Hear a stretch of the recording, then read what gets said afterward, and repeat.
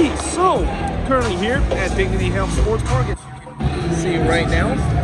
after seeing the Loons get a 3-2 win over the Galaxy, and all I'll say is that, well, first of all, my voice is almost gone right now because of all the shouting that I've done, which is kind of interesting because coming into this game, I didn't really take this game too seriously, and I have very low expectation, and it turns out the classic example of having low expectation and pretty much kind of the reverse psych actually worked, because the Loons get a 3-2 win in this game against the Galaxy, though I will say they tried their damn best to blow it. Like, they tried really hard to blow it late in the game, especially giving up a late goal to the Galaxy and to Jovic, and then in the end it was like these last couple of minutes it was tense, especially with the way that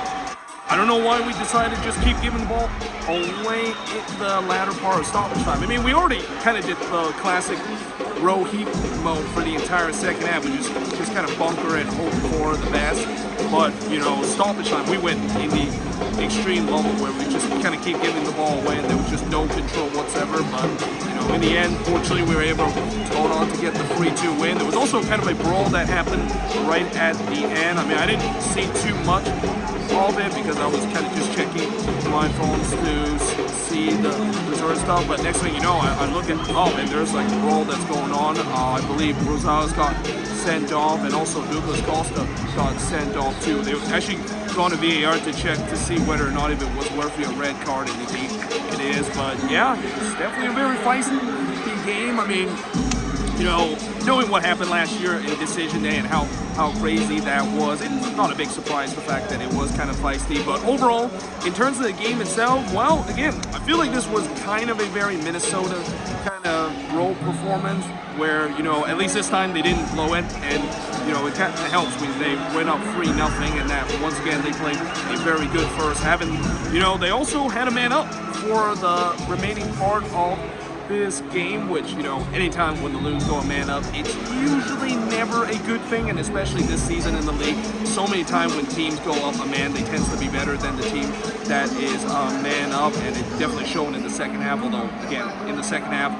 the Loons were clearly doing row heap mode, and I knew that they were probably going to give up a couple of goals and that things were going to be tense. I mean, you know, when they went up 3-0, as much as I'm very happy and kind of a little bit stunned the fact that they were able to go 3-0 up, consider this team hasn't scored 3 goals since they did against Chicago. I knew this wasn't going to be easy, and that of course is the case. But in terms of the first half itself, I mean, one of the things that I think is going to get lost in this game is that big save from Dane Sinclair in the first half. Like,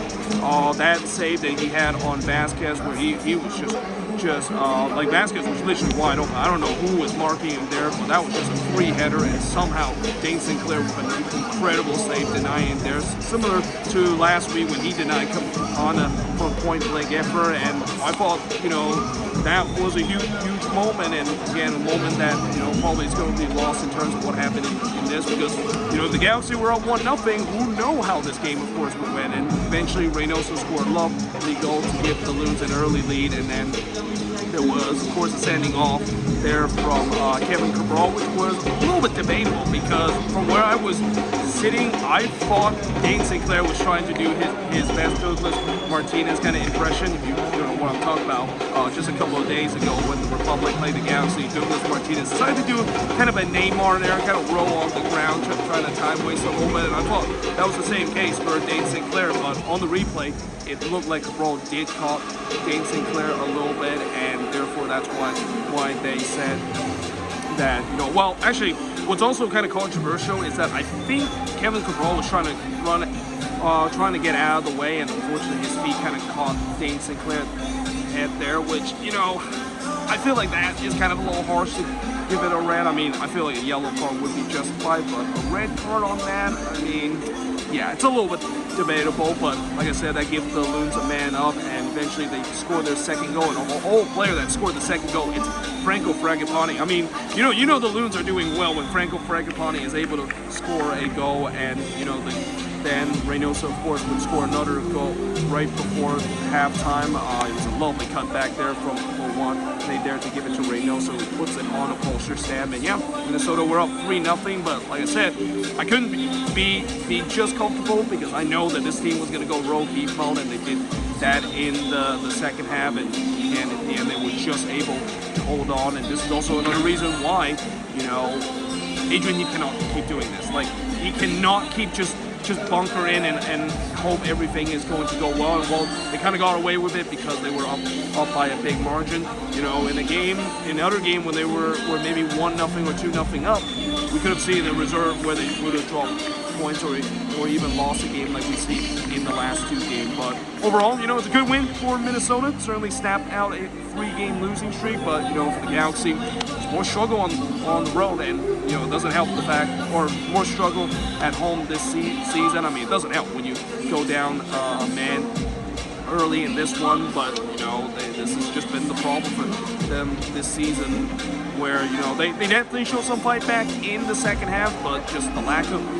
finishing, and that, you know, they eventually did get themselves back into the game very late, but it was just way too late for them to really make a big impact. I mean, I would say that if this game would have gone for another 10 or 15 minutes, I wouldn't be surprised they would have got that equalizer and it would have been 3-3, especially, as I'll talk about a little bit later in the review, we did see one game today that one team was able to blow a 3-0 lead, and they did it all in the first half. So I thought it was going to be the same case for the Loons in this one, but fortunately they were able to hold on to get the victory here. But yeah, let me know in the comments below, what do you think of this video? And also, this, I think, is the first time I've seen Minnesota get a road win since when they played the Quakes. But you know, back then